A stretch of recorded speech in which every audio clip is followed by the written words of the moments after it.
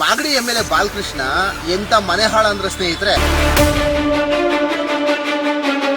ಈ ಮನೆ ಹಾಳು ನೋಡ್ರಿ, ಎಲ್ಲಾನು ಮನೆ ಹಾಳು ಮಾಡ್ಲಿ. ಬಾಲಣ್ಣ ಏನ್ ಮೇಲಿಂದ ಉದುರು ಬಂದ್ಬಿಟ್ಟವ್ ನಾವು.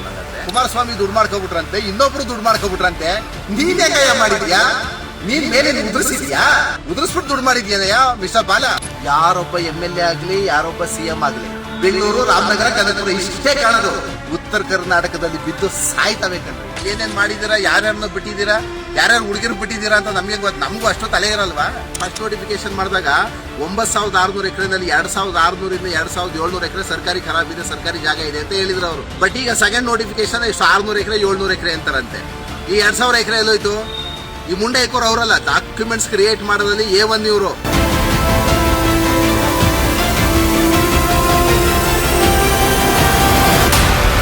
ಮಾಗಡಿ ಎಂ.ಎಲ್.ಎ. ಬಾಲಕೃಷ್ಣ ಎಂತ ಮನೆ ಹಾಳು ಅಂದ್ರೆ ಸ್ನೇಹಿತರೆ, ಎಲ್ಲೇ ಸರ್ಕಾರದ ಗೋಮಾಳ ಆಸ್ತಿಗಳನ್ನ ಸಿಕ್ಕಿದ್ರೆ ತನ್ನ ಹೆಸರಿಗೆ, ತನ್ನ ಸಹಚರರ ಹೆಸರಿಗೆ, ತನ್ನ ಹೆಂಡತಿಯ ಹೆಸರಿಗೆ ಬೋಗಸ್ ಡಾಕ್ಯುಮೆಂಟ್ಸ್ ಗಳನ್ನ ಕ್ರಿಯೇಟ್ ಮಾಡುವಂತದ್ದು, ಅವರ ಹೆಸರಿಗೆ ರಿಜಿಸ್ಟರ್ ಮಾಡುವಂತದ್ದು.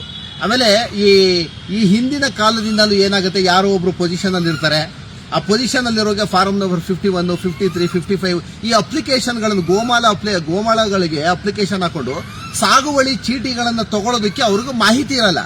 ಅಂತ ಜಾಗಗಳನ್ನ ಟಾರ್ಗೆಟ್ ಮಾಡುವಂತದ್ದು ಈ ಬಾಲಕೃಷ್ಣನ್ ಕೆಲಸ. ಇಡೀ ರಾಮನಗರದಲ್ಲಿ ಎಲ್ಲೆಲ್ಲಿ ಏನೇನು ಅಕ್ರಮ ಆಸ್ತಿಗಳನ್ನ ಮಾಡಿದ ಗೊತ್ತಿಲ್ಲ.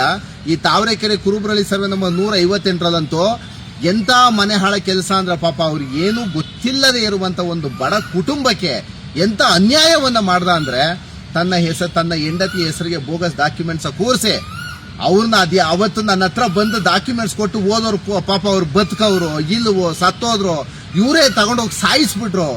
ಒಂದು ಗೊತ್ತಿಲ್ಲ ಸ್ನೇಹಿತರೆ, ಏನ್ ₹1 ದುಡ್ಡು ಕೊಟ್ಟಿಲ್ಲ, ಫ್ರೀಯಾಗಿ ರಿಜಿಸ್ಟರ್ ಮಾಡೋದು, ರೌಡಿಸಮ್ ಮಾಡೋದು, ದೌರ್ಜನ್ಯ ಮಾಡೋದು. ಏನ್ ಅಣ್ಣ ತಮ್ಮಂದ್ರದ್ದು ಎಷ್ಟು ಮಟ್ಟಿಗೆ ದೌರ್ಜನ್ಯ ನಡೆಯುತ್ತೆ ಅಂದ್ರೆ, ಈಗ ನಾನು ಈ ಒಂದು ಹೋರಾಟಕ್ಕೆ ಇಳಿದ ಮೇಲೆ ನನಗೆ 5-6 ತಿಂಗಳು ಕಟ್ಟಾಕಿದ್ರು. ಯಾನು ರೌಡಿಗಳ ಹತ್ರ ಫೋನ್ ಮಾಡ್ಸೋದು, ಡಿಪಾರ್ಟ್ಮೆಂಟ್ ಅವ್ರ ಹತ್ರ ಫೋನ್ ಮಾಡ್ಸೋದು, ಬಾಲಣ್ಣನ ವಿಚಾರಕ್ಕೆ ಬರೋರು ಯಾವಂದ್ರೆ ಅವನು ಬಾಲಣ್ಣ ಆದ್ರೆ ನಿಮಗ್ ಬಾಲಣ್ಣ, ನನಗೆ ಯಾಕೆ ಬಾಲಣ್ಣ ಆಗ್ಬೇಕು ಅವನು? ಈ ಬಡ ಜನರ ಗೋಮಾಳ ಜಾಗವನ್ನು ಲೂಟಿ ಮಾಡೋದಕ್ಕೆ ಬಾಲಣ್ಣ ಆಗ್ಬೇಕಾ? ಅಲ್ಲ, ಆಮೇಲೆ ಇವ್ರು ಮಾತಾಡೋದು ಏನ್ ಗೊತ್ತಾ, ಅಶೋಕ್ ದುಡ್ಡು ಮಾಡ್ಕೊಬಿಟ್ರಂತೆ, ಇನ್ನೊಬ್ರು ಕುಮಾರಸ್ವಾಮಿ ದುಡ್ಡು ಮಾಡ್ಕೊಬಿಟ್ರಂತೆ, ಇನ್ನೊಬ್ರು ದುಡ್ಡು ಮಾಡ್ಕೊಬಿಟ್ರಂತೆ. ನೀನ್ ಹೆಂಗಯ್ಯ ಮಾಡಿದ್ಯಾ? ನೀನ್ ಮೇಲಿಂದ ಉದುರಿಸ್ಬಿಟ್ಟು ದುಡ್ಡು ಮಾಡಿದ್ಯಾನಯ್ಯ ಮಿಸ್ಟರ್ ಬಾಲ. ಆಮೇಲೆ ಫಸ್ಟ್ ನೀನೇ ನ್ಯಾಯವಾಗಿಲ್ಲ. ಆ ಪಾಪ ಅಶೋಕ್ ಬಗ್ಗೆ ಮಾತಾಡ್ತೀಯಾ, ಆ ಕುಮಾರಸ್ವಾಮಿ ಅವ್ರ ಬಗ್ಗೆ ಮಾತಾಡ್ತೀಯಾ? ಇಲ್ಲ ಸಲ್ಲದು. ಆಮೇಲೆ ಬಾಯಿ ಬಿಟ್ರೆ ಹೆಂಗ್ ಗೊತ್ತಾ ಇವ್ರು ಮಾತಾಡೋದು, ನನಗಿಂತ ಬಿಟ್ರೆ ಬುದ್ಧಿವಂತ ಇನ್ಯಾವನು ಇಲ್ಲ. ಆಮೇಲೆ ಸ್ನೇಹಿತರೆ, ಒಂದ್ ಅರ್ಥ ಮಾಡ್ಕೊಳ್ಳಿ, ಈ ಏನಾಗಿದೆ ಅಂದ್ರೆ ಹಾಲನ್ನ ಕಾಯಕ್ಕೆ ಬೆಕ್ಕನ್ನ ಕಾವಲಿಗೆ ಬಿಟ್ಟಂಗೆ ಇವನೇ ದೊಡ್ಡ ಭೂಗಳ, ಬಾಲಕೃಷ್ಣನೇ ದೊಡ್ಡ ಭೂಗಳ. ಇವನ್ಗೆ GBIT ಉಸ್ತುವಾರಿ ಏನೋ ಕೊಟ್ಟಿದಾರಂತೆ. ಆಮೇಲೆ ನನಗೊಂದು ಡೌಟ್ ಏನು ಅಂದ್ರೆ, ಈಗ ರಾಮನಗರದಲ್ಲಿ ಒಂದು 9,600 ಎಕರೆನಲ್ಲಿ GBIT ಮಾಡೋದಕ್ಕೆ ಹೊರಟಿದ್ದಾರೆ. ಅದರ ಉಸ್ತುವಾರಿನೇನೋ ಈ ಲೋಫರ್ ಲಫಂಗ್ಗೆ ಕೊಟ್ಟಿದ್ದಾರೆ, ಮಾಡ್ಕೊಳ್ಳಿ ಸಾಯಿಲೇತಾಗೆ. ಈಗ ದಯಮಾಡಿ ಜನ ಅರ್ಥ ಮಾಡ್ಕೊಳ್ಳಿ, ನೀವು 9,600 ಎಕರೆಯಲ್ಲಿ ಒಂದು 2,500 ಗೋಮಾಳ ಜಾಗ ಇದೆ ಅಂದ್ರೆ ಸರ್ಕಾರಿ ಜಾಗ, ಕೆರೆ, ಒತ್ತುವರಿ. ಅಕಸ್ಮಾತ್ ಒಂದು 60-70 ವರ್ಷಗಳಿಂದ ರೈತರು ಪೊಸಿಷನ್ ಅಲ್ಲಿ ಇರ್ತಾರೆ, ಅವ್ರ ಹೆಸರು ಡಾಕ್ಯುಮೆಂಟ್ಸ್ ಇರಲ್ಲ. ಇವೆಲ್ಲ ಏನಾಗುತ್ತೆ ಅಂದ್ರೆ ಸರ್ಕಾರಿ ಅತಿಕ್ರಮಣ ಆಸ್ತಿಗಳು ಅಂತ ಬರುತ್ತೆ. ಒಂದು 7 ಎಕರೆ ಬರುತ್ತೆ ಅಂತ ತಿಳ್ಕೊಳ್ಳಿ. ಒಂದು 7,000 ಎಕರೆ ಅಪ್ರಾಕ್ಸಿಮೇಟ್ ಸಿಗುತ್ತೆ. 9,500 ಎಕರೆ, ಒಂದು 2,500 ಎಕರೆ ಹೋದ್ರೆ ಒಂದು 7,000 ಎಕರೆ ಸಿಗುತ್ತೆ. ಈಗ ಸರ್ಕಾರ ಮಾಡಿರುವಂತದ್ದು ಎಷ್ಟು? 1 ಎಕರೆಗೆ ಒಂದು 2,20,00,000 ಅಂತ ಮಾಡಿದ್ದಾರೆ. ಅದು 2.5 ಕೋಟಿ ಆದ್ರೂ ಪರವಾಗಿಲ್ಲ, 3 ಆದ್ರೂ ಪರವಾಗಿಲ್ಲ. 9,500 ಎಕರೆಯಲ್ಲಿ ಸ್ನೇಹಿತರೆ ಲೇಔಟ್ ಅನ್ನ ಮಾಡಿದ್ರೆ ಎಷ್ಟಾಗುತ್ತೆ ಗೊತ್ತಾ? 1 ಎಕರೆನಲ್ಲಿ 20 ಸೈಟ್ ಅನ್ನ ಮಾಡ್ತಾರೆ ಅವರು. 20 ಸೈಟು ಅಂದ್ರೆ ಅದು ಎಲ್ಲ ಒಂದೇ ವಿಸ್ತೀರ್ಣ ಆಗಿರೋದ್ರಿಂದ ಡೆವಲಪ್ಮೆಂಟ್ ಚಾರ್ಜಸ್ ಮತ್ತೊಂದು ಮಗದೊಂದು ಏನಾರು ಆಗ್ಬೋದು. 1 ಎಕರೆಗೆ 2,20,00,000 ಕೊಟ್ಟರು ಅಂತ ತಿಳ್ಕೊಳ್ಳಿ. ಒಂದು ಅಲ್ಲಿ ಜಾಗವನ್ನ ಡೆವಲಪ್ಮೆಂಟ್ ಮಾಡಿ ಮಾರಿದ್ರೆ 1 ಸ್ಕ್ವೇರ್ ಫೀಟ್ 2,500 ಕಮ್ಮಿ ಕೊಡೋದಕ್ಕೆ ಬರೋದಿಲ್ಲ.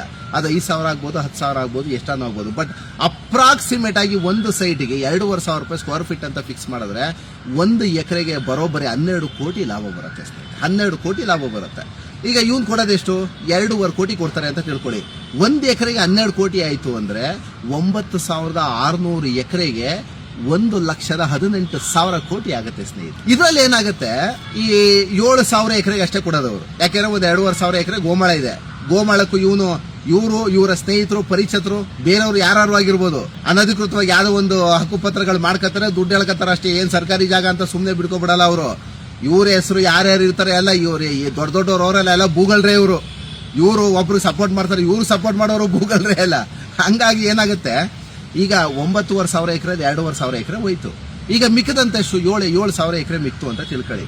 7,000 ಎಕರೆನಲ್ಲಿ ಒಂದು 2-2.5 ಕೋಟಿ ಕೊಡ್ತು ಅಂದ್ರೆ ಸ್ನೇಹಿತರೆ, ಒಂದು ಅಪ್ರಾಕ್ಸಿಮೇಟ್ ಒಂದು 15,000 ಕೋಟಿ ಬಜೆಟ್ ಆಗುತ್ತೆ. ಒಂದು 15,000 ಕೋಟಿಯನ್ನ ನೀವು ರೈತರಿಗೆ ನೀವು ಪರಿಹಾರವನ್ನ ಕೊಟ್ಟುಬಿಟ್ರಿ. 15,000 ಕೋಟಿ ಪರಿಹಾರ ಕೊಟ್ಟ ಮೇಲೆ ಇನ್ನೊಂದು ಡೆವಲಪ್ಮೆಂಟ್ಗೆ ಅಂತ ಒಂದು 2-3 ಕೋಟಿ ಹೋಯ್ತು ಅಂತ ತಿಳ್ಕೊಳ್ಳಿ. ಒಂದು 18,000 ಕೋಟಿ ಹೋಯ್ತು. ಉಳಿದಂತ 1,00,000 ಕೋಟಿ ಎಲ್ಲೋಗುತ್ತೆ ಅಂದ್ರೆ ನೀವು ರಾಮನಗರ ರೈತರ ಜೀವನವನ್ನ ಹಾಳು ಮಾಡಿ, ಭೂಮಿಯನ್ನ ಕಿತ್ಕೊಂಡು ರಿಯಲ್ ಎಸ್ಟೇಟ್ ಮಾಡಿ, ರಿಯಲ್ ಎಸ್ಟೇಟ್ ದಂಧೆ ಮಾಡಿ, ಒಟ್ಟಿನಲ್ಲಿ ರೈತರ ಮನೆಯನ್ನ ಹಾಳು ಮಾಡಬೇಕು ಅಂತ ನಿಂತು ಬಿಟ್ಟಿದ್ದೀರಾ. ಆಮೇಲೆ ರೈತರ ಜಮೀನನ್ನ ಕಿತ್ಕೊಂಡು ನೀವು ರಿಯಲ್ ಎಸ್ಟೇಟ್ ಮಾಡಕ್ಕೆ ಸರ್ಕಾರ ಮಾಡ್ತಾ ಇದ್ದೀರಾ, ಅಥವಾ ನೀವು ಬರೀ ದುಡ್ಡು ಮಾಡೋದಕ್ಕೆ ಅಂತ ನಿಂತಿದ್ದೀರಾ? ಸರ್ಕಾರವನ್ನು ಯಾಕೆ ರಚನೆ ಮಾಡೋದು? ರೈತರಿಗೆ, ಬಡವರಿಗೆ ಏನೋ ಒಂದು ಒಳ್ಳೇದಾಗ್ಲಿ ಅಂತ ಮಾಡುವಂಥದ್ದು. ಇನ್ನೂ ನೀವು ಏನ್ ಮಾಡಬೇಕು ಅಂದ್ರೆ ರೈತರಿಗೆ ಜಮೀನನ್ನ ಕೊಡುವಂತ ಕೆಲಸವನ್ನ ಮಾಡಬೇಕು, ವ್ಯವಸಾಯಕ್ಕೆ ಪ್ರೇರೇಪಣೆ ಮಾಡುವಂತ ಕೆಲಸವನ್ನ ಮಾಡಬೇಕು ಸರ್ಕಾರ, ಹೊರತು ರೈತರಿಂದ ಜಮೀನ್ ಕಿತ್ಕೊಳ್ಳೋದಂತೆ, ಲೇಔಟ್ ಹೊಡೆಯೋದಂತೆ. ಲೇಔಟ್ ರೇ ಉತ್ತರ ಕರ್ನಾಟಕದಲ್ಲಿ ಬಿದ್ದು ಸಾಯ್ತವೆ ಕಣ್ರಿ. ಬೆಂಗಳೂರು, ರಾಮನಗರ, ಕನಕಪುರ ಇಷ್ಟೇ ಕಾಣೋದು. ಯಾರೊಬ್ಬ MLA ಆಗ್ಲಿ, ಯಾರೊಬ್ಬ CM ಆಗ್ಲಿ, ಅಲ್ಲಿ ರಾಮನಗರ ಅಷ್ಟೇ ಕಾಣದ. ಆಮೇಲೆ ಈ ಮನೆ ಹಾಳು ನೋಡ್ರಿ, ಇವು ಹೆಂಗ್ ಮಾತಾಡ್ತಾರೆ ಅಂದ್ರೆ ನಮಗೆ ಯಾವ ರೀತಿ ಕಟ್ಟಾಗ್ತಾರೆ ಅಂದ್ರೆ ಬರೀ ರೌಡಿಸಮ್, ಬರೀ ಡಿಪಾರ್ಟ್ಮೆಂಟ್ ದುರುಪಯೋಗ ಅಧಿಕಾರದ ದುರುಪಯೋಗವನ್ನು ಎಷ್ಟು ಪಟ್ಟು ಮಾಡ್ಕೋತಾರೆ ಅಂದ್ರೆ ಇವ್ರ ವಿರುದ್ಧ ಯಾವನು ನಿಂತ್ಕೊಳಂಗಿಲ್ಲ. ಏನ್ ಕತ್ರ ಸಾಕ್ಬಿಡ್ತೀರಾ, ಸಾಯಿಸ್ಬಿಡ್ತೀರಾ ನನ್ನ? ಎಷ್ಟು ಮಟ್ಟಿಗೆ ಹಿಂಸೆ ಕೊಡುವುದು ಒಬ್ಬ ವ್ಯಕ್ತಿಗೆ? ಮಾಡಿರೋದು ಮನೆ ಹಾಳು ಕೆಲಸ. ಬೋಗಸ್ ಡಾಕ್ಯುಮೆಂಟ್ಸ್ ನ ಕ್ರಿಯೇಟ್ ಮಾಡ್ಕೊಬಿಟ್ರು, ರಿಜಿಸ್ಟರ್ ಮಾಡ್ಕೊಬಿಟ್ರು. ಈಗ ಹೆಂಡತಿ ಹೆಸರು ರಿಜಿಸ್ಟರ್ ಮಾಡ್ಬಿಟ್ಟಿದ್ದಾರೆ. ಇಂಥ ಬೋಗಸ್ ಡಾಕ್ಯುಮೆಂಟ್ಸ್ ನ ಇಡೀ ಮಾಗಡಿ ತಾಲೂಕಲ್ಲಿ ಎಷ್ಟೆಷ್ಟು ಕಡೆ ಮಾಡ್ಕೊಂಡಿದ್ದೀರಾ ನೀವು? ಆಯ್ತು 7 ಸಲ MLA, ನೀವು ಒಂದು 5 ಸಲ, ನಿಮ್ ತಂದೆ ಒಂದ್ 2 ಸಲ, 7 ಸಲ MLA ಆಗಿದಾರಲ್ಲ ಮಾಗಡಿನಲ್ಲಿ. ಏನು ಕಿತ್ತು ಗುಡ್ಡೆ ಹಾಕಿದಾರ ನೀವು ಮಾಗಡಿನಲ್ಲಿ? ಏನು ಮಾಡಿದಿರ ಓಲಿ? ಸ್ಕೂಲ್ ಹಂಗೆ ಇವೆ, ಗೌರ್ಮೆಂಟ್ ಸ್ಕೂಲು, ಸರ್ಕಾರಿ ಆಸ್ಪತ್ರೆಗಳು ಹಂಗೆ ಇವೆ. ರೋಡ್ ಅಂತೂ ಸತ್ತು ಕೆರ ಹಿಡಿದೋಗವೆ ರೋಡ್ಗಳು. 5 ಸಲಕ್ಕೆ ನಾನು RT ಹಾಕಿದೀನಿ. ನನಗೂ ಎಷ್ಟೆಷ್ಟು ಅನುದಾನ ಬಂದಿದೆ ಅಂತ ಗೊತ್ತು. ಅದನ್ನ ತಡ್ಕೊಳ್ಳೋ ಕೆಪಾಸಿಟಿ ಇದೆ ಓಲಿ ಇವ್ರಿಗೆ? 5 ಸಲಿಯಿಂದ ಮಾಗಡಿಗೆ ಏನು ಬಂದೇ ಇಲ್ವಾ? ಏನಾರು ಕೇಳಿದ್ರೆ ಏನಂತಾರೆ ಗೊತ್ತಾ? ಜನಗಳಿಗೆ ಏನಂತ ಹುಟ್ಟಿಸ್ತಾರೆ ಗೊತ್ತಾ?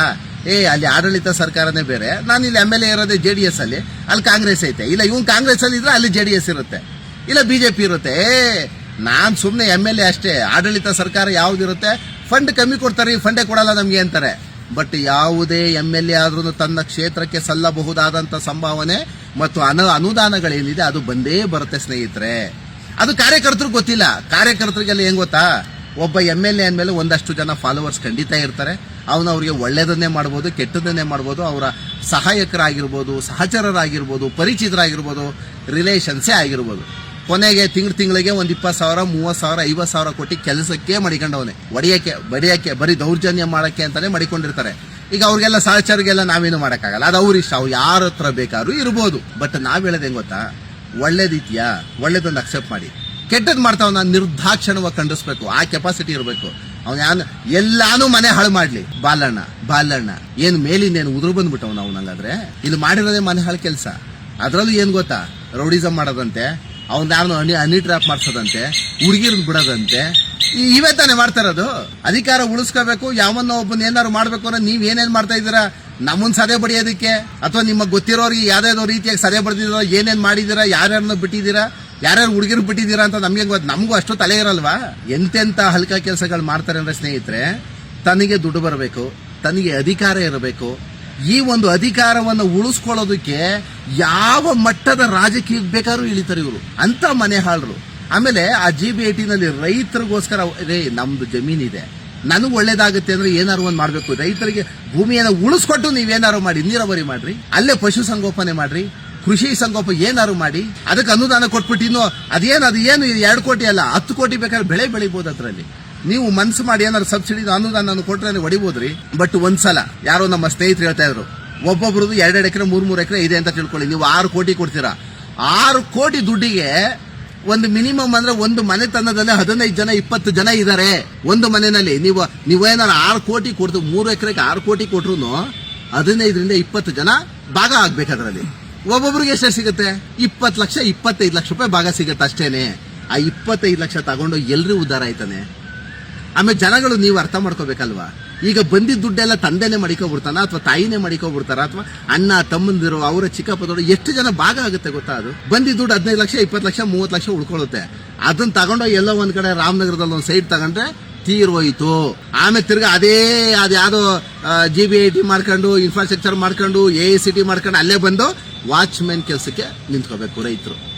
ಈ ಅಧ್ವಾನ ಮಾಡುವಂತಹ ಇದಕ್ಕೆ ಈ GBIT ಹಾಕ್ಬೇಕು. ಅವ್ರ ಪಾಡ್ಗೆ ಅವ್ರು ಮಾಡಿ ಉತ್ತರ ಕರ್ನಾಟಕ ನಮ್ಮ ಚಿತ್ರದುರ್ಗ ಬಿಟ್ಟು ಹೊಡೆದ್ರೆ ಮಾತ್ರ ಇಡೀ ಕರ್ನಾಟಕ ಡೆವಲಪ್ಮೆಂಟ್ ಆಗಲ್ವಾ? ಉತ್ತರ ಕರ್ನಾಟಕವನ್ನ ಡೆವಲಪ್ಮೆಂಟ್ ಮಾಡಿದ ಕೀರ್ತಿ ನಿಮ್ಗೆ ಸಲ್ಲಲ್ವಾ? ಹಂಗಾರೆ ನೀವು ಕರ್ನಾಟಕದಲ್ಲಿ CM ಆಗ್ಬಿಟ್ರೆ ಬರೀ ಬೆಂಗಳೂರು ರಾಮನಗರ ಇಷ್ಟಕ್ಕೆ ಸೀಮಿತ ಆಗ್ಬಿಡ್ಬೇಕಾ? ಚನ್ನಪಟ್ಟಣಕ್ಕೆ ಉತ್ತರ ಕರ್ನಾಟಕದ ಜನರ ಅಭಿವೃದ್ಧಿ ಬೇಕಾಗಿಲ್ವಾ ನಿಮ್ಗೆ? ಪಾಪ ಅವ್ರೇನ್ ಪಾಪ ಮಾಡಿದ್ದಾರೆ, ಅವ್ರೇನ್ ಅನ್ಯಾಯ ಮಾಡಿದ್ದಾರೆ ರಾಜ್ಯ ಸರ್ಕಾರಕ್ಕೆ? ಮಾಡಿ ಡೆವಲಪ್ಮೆಂಟ್ ಅನ್ನ ಮಾಡಿ. ಆಮೇಲೆ ದಯಮಾಡಿ ಈ MLA ಬಾಲಕೃಷ್ಣ ಇದಾರಲ್ಲ, ಇವರು ಏನು ಅಲ್ಲೊಂದು 2,500 ಎಕರೆ ಗೋಮಾಳ ಇದೆಯಲ್ಲ, ಅದಿನ್ನೇನು ಅಕ್ವಿಸೇಷನ್ ಆಗಿ ದುಡ್ಡು ಬರುತ್ತೆ ಅನ್ನೋ ಟೈಮಲ್ಲಿ ಕ್ಲೀನ್ ಬೋಗಸ್ ಡಾಕ್ಯುಮೆಂಟ್ಸ್ ನ ಸೃಷ್ಟಿ ಮಾಡ್ತಾರೆ. ಅವ್ರ ಹೆಸರಿಗೆ, ಅವರ ಕಾರ್ಯಕರ್ತರ ಹೆಸರಿಗೆ ಎಲ್ಲ 4 ಎಕರೆ ಹಕ್ಕುಪತ್ರ ಮಾಡಿಸ್ತಾರೆ, RTC ಕುಂಡಿಸ್ಕೋತಾರೆ. ಸರಿಯಾಗಿ 1,000 ಎಕರೆ ಮುಂಡ ಇಕ್ತಾರೆ. 1,000 ಎಕರೆ ಅಂದ್ರೆ 2,000 ಕೋಟಿ 3,000 ಕೋಟಿ ಮುಂಡ. ಇದು GBIT ಯೋಜನೆ ಅಲ್ಲ, ಮುಂಡ ಇಕ್ಕುವಂತ ಯೋಜನೆ ಇದು. ಇದೇನಾಗುತ್ತಂದ್ರೆ ಜನಗಳಿಗೆ ಒಳ್ಳೇದಾಗತ್ತಾ? ಈಗ ಅದರಲ್ಲಿ ಫಸ್ಟ್ ಅಲ್ಲಿ ನಾವು ಹೇಳೋದು, ಫಸ್ಟ್ ನೋಟಿಫಿಕೇಶನ್ ಮಾಡಿದಾಗ 9,600 ಎಕರೆನಲ್ಲಿ 2,600 ಇಂದ 2,700 ಎಕರೆ ಸರ್ಕಾರಿ ಖರಾಬಿದೆ, ಸರ್ಕಾರಿ ಜಾಗ ಇದೆ ಅಂತ ಹೇಳಿದ್ರು ಅವರು. ಬಟ್ ಈಗ ಸೆಕೆಂಡ್ ನೋಟಿಫಿಕೇಶನ್ 600 ಎಕರೆ 700 ಎಕರೆ ಅಂತಾರಂತೆ. ಈ 2,000 ಎಕರೆ ಎಲ್ಲೋಯ್ತು? ಈ ಮುಂಡೆ ಇಕ್ಕೋರು ಅವರಲ್ಲ, ಡಾಕ್ಯುಮೆಂಟ್ಸ್ ಕ್ರಿಯೇಟ್ ಮಾಡೋದ್ರಲ್ಲಿ A1 ಇವರು ಕ್ರಿಯೇಟರ್ಗಳು, ಇವರು ಡಾಕ್ಯುಮೆಂಟ್ಸ್ ಕ್ರಿಯೇಟ್ ಮಾಡೋದ್ರಲ್ಲಿ ಕ್ಲೀನ್ ಆಗಿ ಅವ್ರ ಹೆಸರಿಗೆ RTC ಕುಂಡಿಸ್ಕೋತಾರೆ, ತಗೋತಾರೆ ಅಕ್ವಿಸೇಷನ್ ಅಮೌಂಟ್ ಅನ್ನ. ಈ ರೀತಿ ಅನ್ಯಾಯವನ್ನ ಮಾಡಿ ರೈತರ ಮನೆಯನ್ನ ಹಾಳಿ ಯಾಕ್ರಿ ಮಾಡ್ತೀರಾ? ನಾನು ಮಾನ್ಯ DK ಶಿವಕುಮಾರ್ ಹತ್ರ, ಮಾನ್ಯ ಮುಖ್ಯಮಂತ್ರಿಗಳವ್ರ ಹತ್ರ ಕೇಳ್ಕೊಳ್ಳೋದೇನಂದ್ರೆ, ಇಂಥ ಮನೆ ಹಾಳರಿಗೆ ಮಿನಿಸ್ಟರ್ ಪೋಸ್ಟ್ ಮಾತ್ರ ಕೊಡಬೇಡಿ. ಇವನಿನ್ನೂ ಬರೀ ಮಾಗಡಿನಲ್ಲಿ ಮಾತ್ರ ಲೂಟಿ ಮಾಡ್ತಿರೋದು. ಮಾಗಡಿ, ನಮ್ಮ ಕುಂಬಳಗೋಡು, ಬಿಡದಿ, ನಮ್ಮ ಜ್ಞಾನ ಭಾರತಿ ಈ ಕಡೆ ಎಲ್ಲ ಮುಂಡೆ ಇಕ್ತಾರದು. ನೀವೇನಾದ್ರು ಮಿಸ್ ಆಗಿ ಮಿನಿಸ್ಟರ್ಗಿರಿ ಕೊಟ್ಬಿಟ್ರೆ ಮಾತ್ರ ಇಡೀ ಕರ್ನಾಟಕದಲ್ಲಿ ಎಲ್ಲೆಲ್ಲಿ ಗೋಮಾಳ ಇರುತ್ತೆ ಎಲ್ಲಾ ಕಡೆ ನುಂಗು ನೀರು ಕುಡಿದು ಬಿಡ್ತಾರೆ. ಯಾಕಂದ್ರೆ ಏನು ಅಭಿವೃದ್ಧಿ ಇಲ್ಲ, 8 ಆಣೆ ಅಭಿವೃದ್ಧಿ ಇಲ್ಲ ರೀ ಮಾಗಡಿ ಹೋಗ್ಬಿಟ್ಟು ಒಂದು ರೌಂಡ್ ಹಾಕ ಬಂದ್ರಿ ಏನ್ರಿ ಮಾಡವ್ರೆ? ಅದ್ಯಾವ್ದೋ ಒಂದು ರೋಡ್ ಆಗುತ್ತೆ ಅಂದ್ರೆ ರೋಡ್ಗೆ ಎಷ್ಟೆಷ್ಟು ಅನುದಾನ ಬರ್ತದೆ?